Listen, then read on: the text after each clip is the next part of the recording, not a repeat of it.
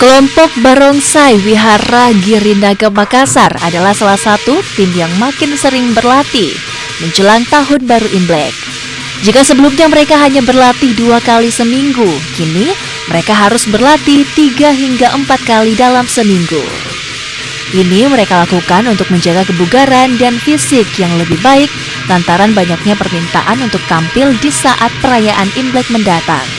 Selain itu, kelompok Barongsai ini harus menjaga keseimbangan dan keserasian gerak bersama irama gendang.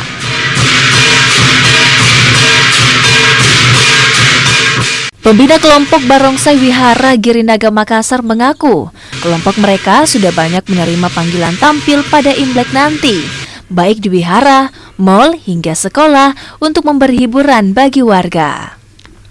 Kami dari Wihara Girinaga untuk menyambut Tahun Baru Imlek ini dan tidak lepas tentu dengan atraksi-atraksi barongsai yang akan ditampilkan di beberapa event acara menyambut Tahun Baru Imlek, yaitu ada cap gome ya khususnya. Nah, untuk itu dari beberapa bulan yang lalu tim Barongsai Girinaga mempersiapkan diri dengan melakukan latihan-latihan baik secara tradisional maupun dengan latihan-latihan seperti menggunakan alat seperti meja dan lain sebagainya, dan tentu fisik yang mereka harus pertahankan sehingga mereka bisa tampil lebih fit begitu, lebih bagus dan bisa menampilkan performa yang lebih mantap.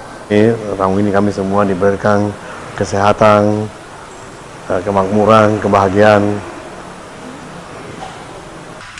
Barongsai merupakan pertunjukan budaya tradisional Tionghoa atau biasa juga disebut sebagai tarian singa.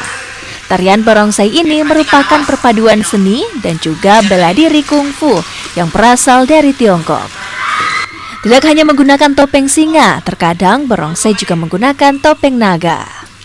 Nila Rustam, Kompas TV Makassar, Sulawesi Selatan.